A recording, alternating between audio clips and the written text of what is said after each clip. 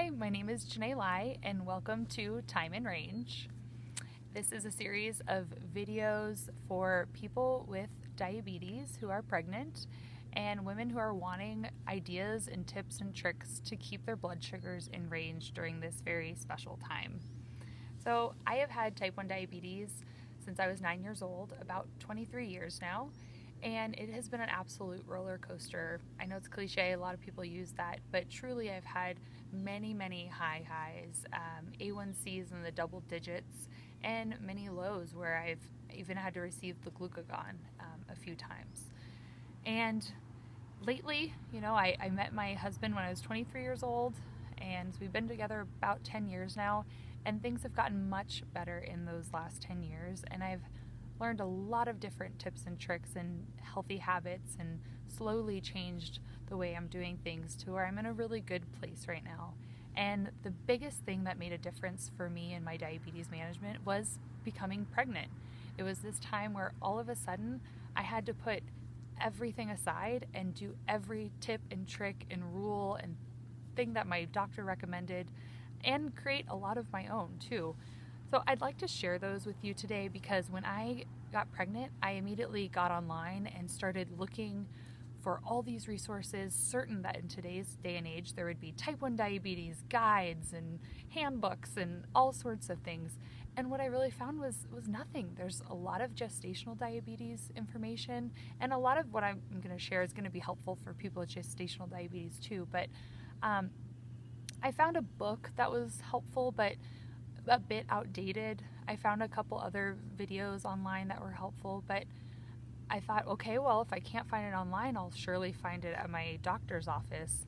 And when I went for my first appointment, all they cared about was my fasting blood sugar. And it was just shocking to me. Like, what if that fasting blood sugar was 80? Great number, right? And then the rest of the day I'm floating around the 250s. So, a little more about myself. I have a master's in public health.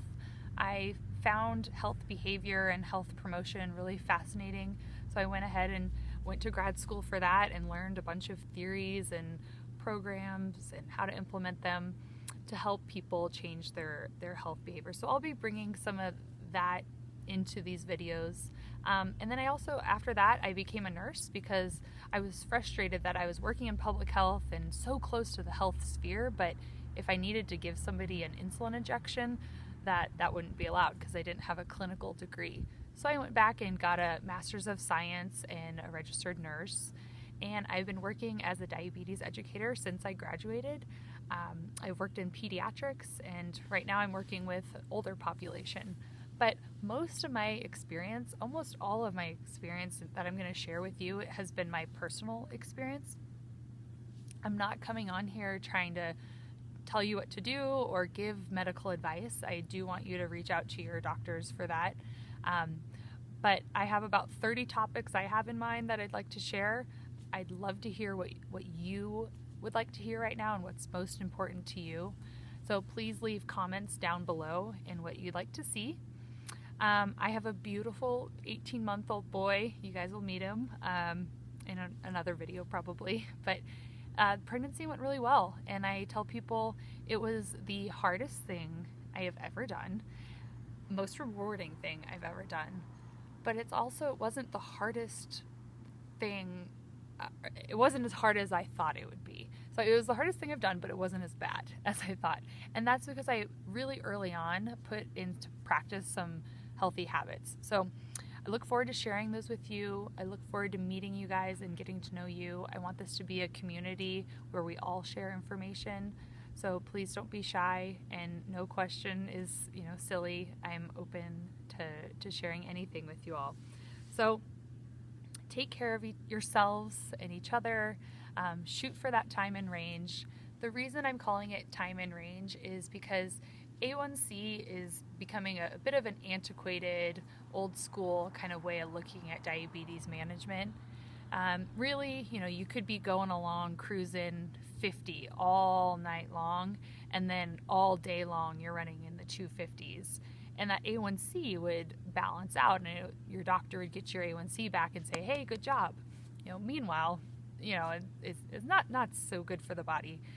Whereas if you look at time and range, you could look at how often is this person sticking in that, 70 to 180 or 70 to 140 range, depending on kind of what range you're using with your provider. And then during pregnancy, that range, say you're originally 70 to 180, all of a sudden it shrinks and it drops. So instead of 70 to 180, it becomes 65 to 90. Those are fasting numbers. After meals during pregnancy, they say they want you to shoot for under 140, 1 or 2 hours after a meal, depending on your provider. So there's my first little lesson in what the range we're shooting for during pregnancy, and I can't wait to help you guys out in this journey, and I can't wait to learn from you. So have a great day. Take care.